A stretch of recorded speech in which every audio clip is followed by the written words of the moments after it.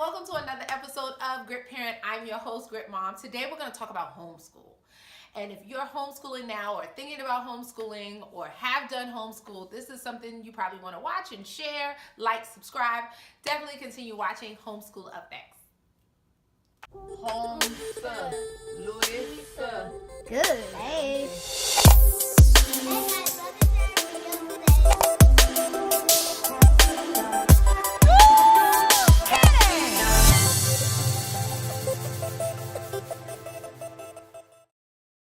So welcome to Grit Parent. I am Grit Mom.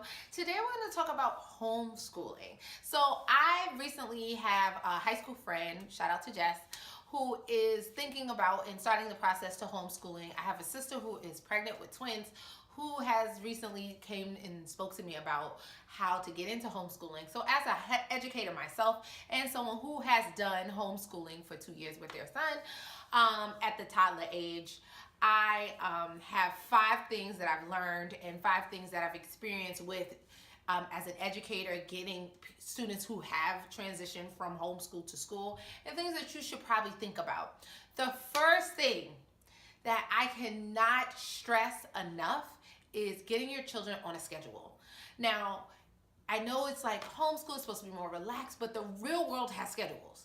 So you want to get them so used to doing something on a routine that if you decide to then transition to homeschool, to regular school, traditional school, then it's an easier transition.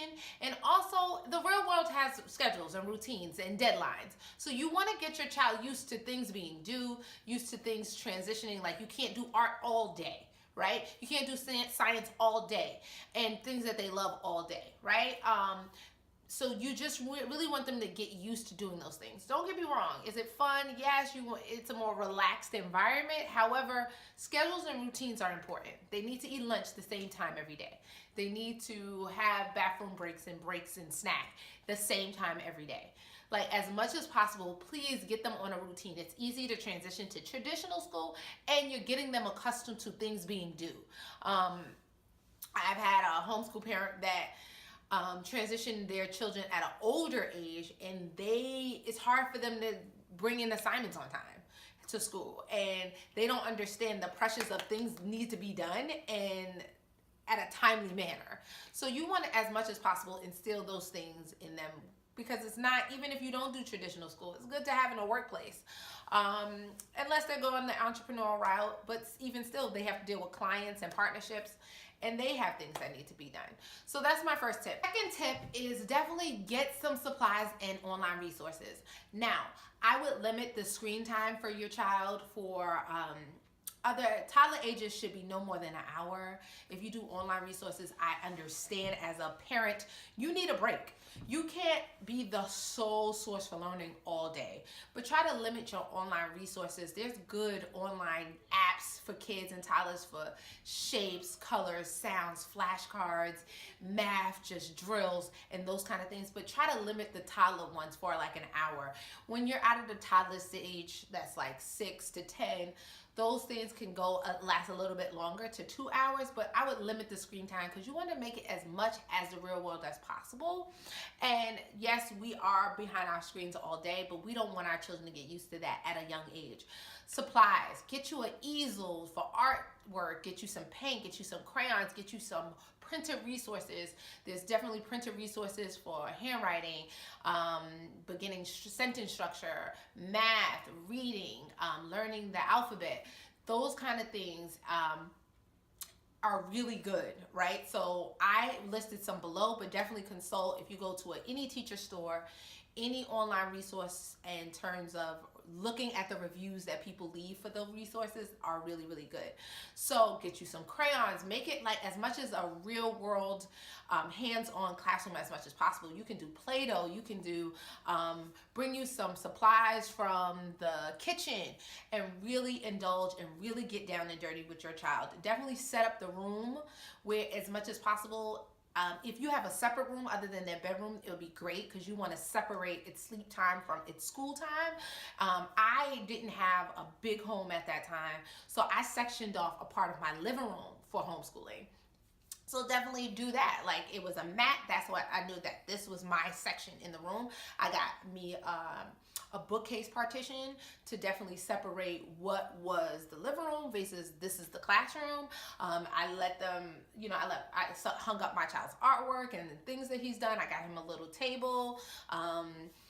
Definitely things that we can engage manipulatives as much as possible. Just try to make it more hands-on. This is your child, so you can make it as much as real world as possible. So definitely engage in those things. And then there's resources for that, right? How to make it come to life, those hands-on resources.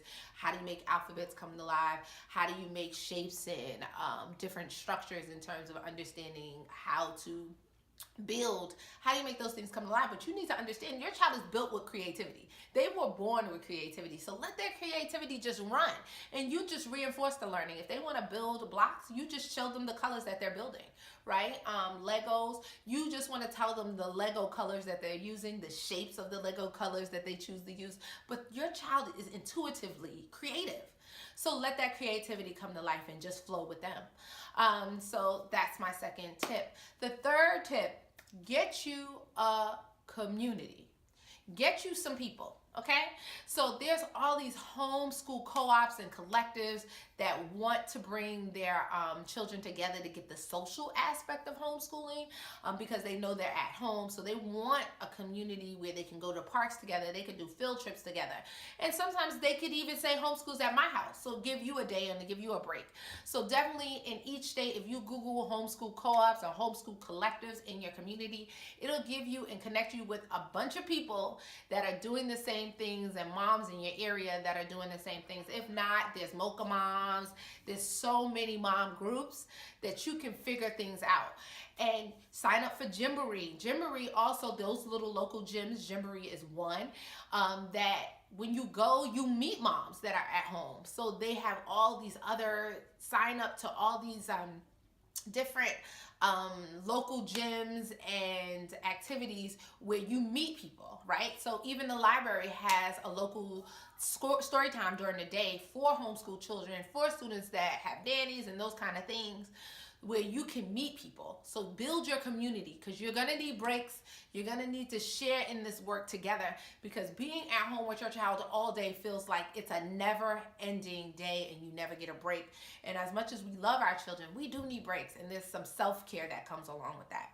The fourth tip I have is use your community. Use the real world as much as possible. Your child needs to know that there's a world outside of their home and they're part of a larger community, and explaining how that larger community works and how they fit into that community. So as much as possible, go out to the park, go for walks just to walk around. Name cars, name streets, name signs. Explain those things. If they want to stop and touch, let them touch. If it's not dangerous, let them touch it. Explain to them big dog, small dog, red car, yellow car, blue car, street, sidewalk, as much as possible. Big tree, little tree, right? River, rocks, small rocks, smooth rock, rough rock, as much as possible. Flowers, smell the flowers. What are they for?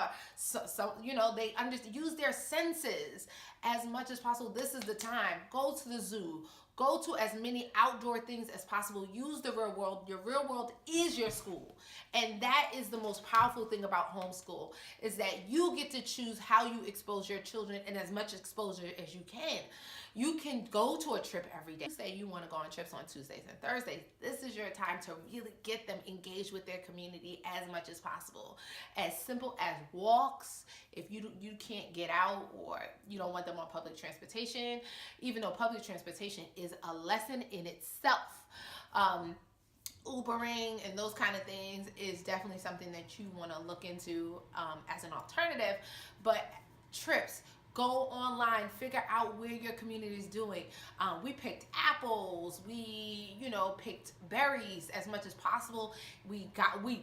After farm to table, right? Understanding how farm to table works. After we picked them, we did something with them. We did apple pie, we did blueberry pie, we did everything that we can do, just so you can see there's a connection from the outside world and not just read it. Plant, right? They need to see how a seed turns into a plant. They need to see how things come from nothing to something, right? Do science projects. There are home science projects books that you can buy. Definitely, as much as possible, use your community and use the real world as your oyster, right? The fifth and last thing that is so important is your self-care. You need to take care of yourself during this process. If you are doing this as a wife, plan out the times you're going to take a break and you're going to have date night. Get you a babysitter now. I know you're like, well, that sounds crazy. Why am I getting a babysitter? Because you need breaks. If you don't have a family close by, or get you a family member that you trust, if you don't have those people close by, and it can't be your spouse, because at some point, sometimes it could be your spouse, but at some point you want you and your spouse to go out. You want to continue to partner in love on each other, right? So you want to have your own personal breaks. I don't know if your spouse can do that, or you get a babysitter or a close family member where you get your hair done, you get your nails done, you just leave and go to a coffee shop and take a break and read, or have some silence time to yourself, or go watch your favorite show. Anything you need to close out and say, this is mommy time, and this is not kid and mommy time. This is not homeschool mom time, or dad. You know, you're a homeschool dad. This is dad time. This is my time to just have my alone time. Definitely carve those things out in your schedule now. So many times I get parents, or I know friends who are at home with their kids and they're stressed out because they never get a break, but they've never planned for that self-care. Please plan for that self-care. It's necessary. And if you are in a relationship, if you're in a marriage, definitely those are the times you need to plan out date night. I know it seems, oh, but you know, there's a lot going on. He's working, I'm doing this. No, you need to plan to continue to date one another, and definitely work on each other, and definitely spend that time just you and your spouse. That is my 5. The first step is definitely get you a schedule. Get your kids on schedule. Get when subjects are going to happen, when your walks are going to happen, when the trips are going to happen. Even if you go off schedule, at least you have a guideline and something to go by. The second is get you some supplies and online resources. Remember to limit your screen time for the toddlers for no more than 1 hour. If they're older, from the ages of 5 to 9, 5 to 10, definitely get you, they get longer screen time, but then make your classroom, set up your classroom, get you some printed stuff, get you some hands-on supplies. All those things are listed below. The third is get you a community. Go Google some homeschool moms, go join these gyms and these library story times where you can go find moms just like you. Get you a community which you can bounce things off of, and then you all become a collective yourselves where you can share in the responsibilities of homeschooling. The fourth one is use the real world. Use your community to bring your homeschool classroom to life. Go outside as much as possible. Talk about the things that your child is seeing as they're going out. Even if your child can't talk, eventually, after you say sidewalk, street, car, they'll start saying car, car. And you don't know how those things transpire, but they're listening. They might not be able to say it back, but they're paying attention and they're listening. The last is self-care. Plan for your self-care. In that schedule, in step 1, you schedule some time for you to get your hair done, get your nails done, get yourself beautified, or even be alone, read a book, go to exercise class, do workout, yoga, whatever it is that you're gonna do, you have to plan out. That's the only way your mind understands to carve out time for itself, right? Because we want to be unselfish, of course, when it comes to our children, and it is, but there's nothing selfish about self-care. So the end with that step 5, if you're married, if you have a spouse, if you are in a relationship with someone, definitely plan those times for you to be alone, right? Because you don't want it to be, it's either me with the kids, or he's with the kids, or the other partners with the kids, so you never get some alone time together. So definitely plan that time out. So those are my 5 for homeschooling. If you have more, please share below. If you want to add to and keep this conversation going, please do like, share, subscribe. Talk to you later. Bye.